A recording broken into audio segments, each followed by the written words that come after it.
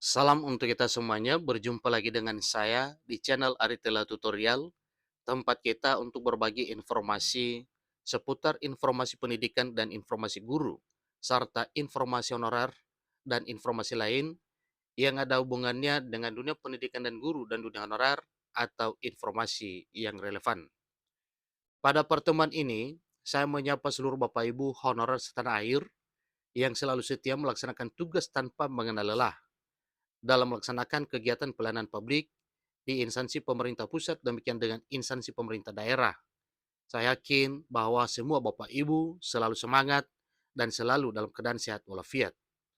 Sambil menunggu terbitnya peraturan terkait dengan pengangkatan honorer menjadi aparatur sipil negara, ada informasi terbaru Bapak Ibu terkait dengan surat edaran terbaru Menpan RB, di mana surat edaran tersebut dialamatkan kepada seluruh kepala daerah untuk meminta usulan formasi untuk segera ditetapkan kebutuhan aparatur sipil negara di tahun 2024 tahun ini.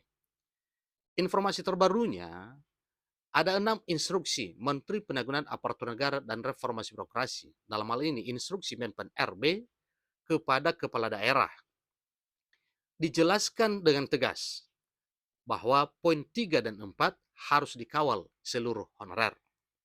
Bapak Ibu, terkait dengan hal ini tentunya ada hal-hal tertentu yang membuat seluruh honorer wajib untuk memperhatikan dan mengawal keenam instruksi ini. Di sini ditegaskan poin 3 dan 4 harus dikawal oleh seluruh honorer. Tentunya kerjasama seluruh honorer ini diharapkan supaya memperhatikan dengan baik poin 3 dan poin 4 dari 6 instruksi yang disampaikan oleh Menpan RB kepada seluruh kepala daerah se-Indonesia. Bapak Ibu, supaya lebih jelas, mari kita simak informasi ini sampai selesai.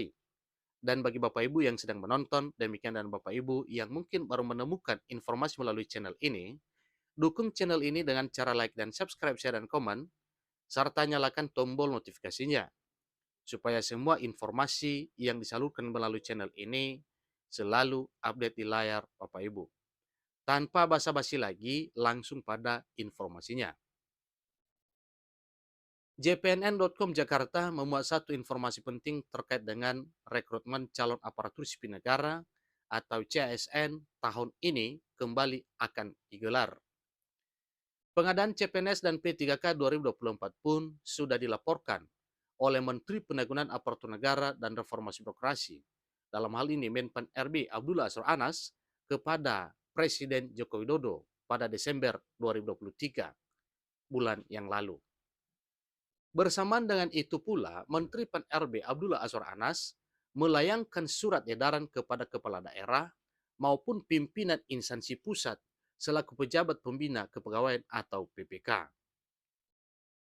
Dalam surat nomor B garing 3540 garing M SM 01 00 2023 tertanggal 21 Desember 2021 itu, Menteri Anas menyampaikan berdasarkan pasal 66 Undang-Undang Nomor 20 Tahun 2023 tentang aparatur sipil negara menyebutkan bahwa instansi pemerintah diwajibkan menyelesaikan penataan pegawai non-ASN paling lambat Desember 2024. Ini tegas Bapak Ibu ya, sebagaimana tertuang di dalam pasal 66 Undang-Undang Nomor 20 Tahun 2023. Maka Menpan RB menindaklanjuti hal tersebut dengan menerbitkan surat edaran dengan nomor B 3540 tanggal 21 Desember 2023. Karena amanat itu serta dalam rangka perencanaan kebutuhan dan pengadaan pegawai aparatur sipil negara, kami harapkan para kepala daerah dan pimpinan kementerian atau lembaga menyampaikan data kebutuhan ASN tahun 2024 terang Menteri Anas selaku Menpan RB. Dalam pengusulan kebutuhan CPNS 2024 dan P3K, Menteri Anas memberikan rambu-rambunya. Nah, kira-kira apa rambu-rambu ini Bapak Ibu? Itulah yang perlu kita ketahui.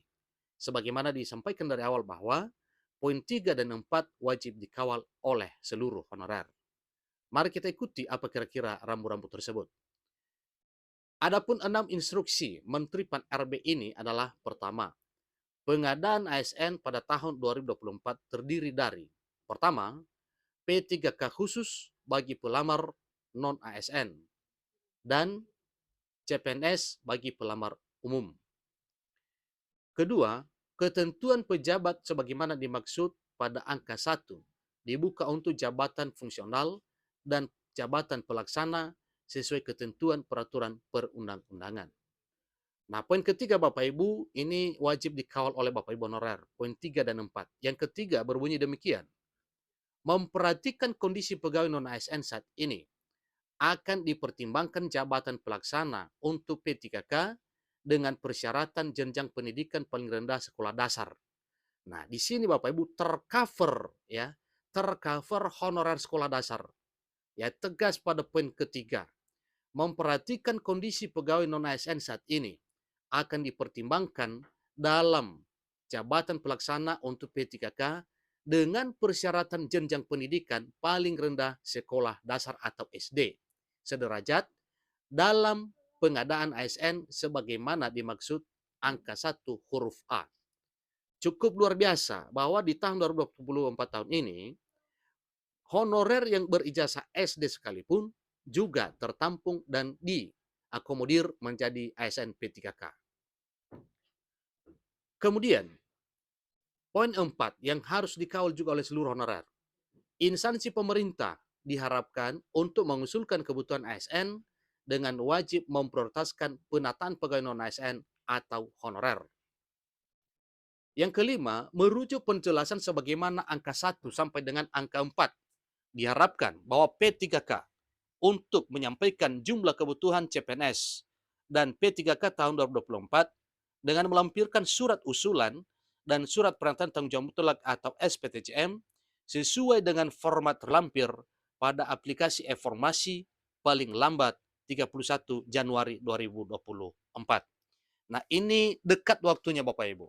Batas maksimal atau batas paling lama yang diberikan oleh pemerintah dalam hal ini Menpan RB yaitu hanya batas 31 Januari 2024 ini untuk menyampaikan usulan formasi kebutuhan ASN baik CPNS maupun P3K. Nah, Bapak Ibu terkait dengan hal ini perhatikan baik-baik dan apa yang perlu dikawal tadi sebagaimana poin 3 dan 4.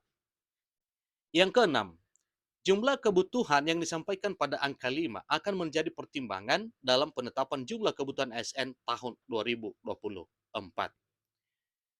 Merespons hal tersebut, Dewan Pembina Forum Honorer kategori 2 Tenaga Teknis Administrasi Indonesia Nurbaiti mengimbau kepada seluruh honorer untuk mengawal di setiap daerah. Jangan sampai tertinggal lagi. Itu himbauan keras Bapak Ibu ya, dari Dewan Pembina Forum Honorer kategori 2 Tenaga Teknis Administrasi Indonesia Nurbaiti, sebagaimana himbauan tegasnya menyampaikan bahwa seluruh honorer untuk mengawal di setiap daerah. Jangan sampai tertinggal lagi. Honorer diajak untuk melakukan pendekatan persuasif dengan kepala daerah masing-masing agar formasinya dimaksimalkan. Permintaan khusus disampaikan kepada pejabat daerah agar melihat masalah honorer ini dengan hati dan bekerja dengan rasa kemanusiaan. Jangan ada diskriminasi, suka tidak suka sehingga menyebabkan honorer tersisa. Tolong kepala daerah menyampaikan kebutuhan ASN P3K 2024 sesuai dengan instruksi Menteri Pan-RB Abdullah Azwar Anas, ujarnya. Nur juga mengimbau agar Pemda jangan hanya mengirimkan formasi kebutuhan sesuai dengan keinginan kepala daerah sendiri, tetapi dibuat sesuai dengan kebutuhan daerahnya. Nah, tentunya dengan melihat keberadaan honorer di daerahnya juga, Nur meminta daerah tidak mempermasalahkan lagi masalah kualifikasi pendidikan, karena Menteri Anas sudah membuka pintu masuk bagi lulusan SMA ke bawah, bahkan mulai dari jenjang SD, bisa terakomodir. Yang penting kuncinya sekarang adalah daerah mengusulkan formasi. Jangan ada lagi saling lempar bahwa pemberian kuota formasi itu dari pusat. Dan sebaliknya pusat bilang usulannya harus dari daerah. Ayo mohon kerjasamanya yang baik. Insya Allah kami percaya kepala daerah semua bisa amanah dan konsisten menyelesaikan masalah honorer Pungkas Bunda Nurbaiti. Demikian informasinya Bapak Ibu. Selamat buat Bapak Ibu honorer di tahun 2023 tahun, di tahun 2024 tahun ini, bahkan honorer lulusan SD sekalipun diakomodir, diberikan formasinya sebagaimana apa yang telah disampaikan oleh Menpan RB kepada seluruh pimpinan daerah, bahwa formasi untuk P3K honorer, formasi khusus diberikan peluang kepada seluruh honorer tanpa memandang kualifikasi akademik. Mulai dari SD, SMP, SMA sampai ke jenjang lebih tinggi, ada kuotanya di tahun 2024 tahun ini. Demikian, sampai ketemu pada informasi berikutnya. Terima kasih.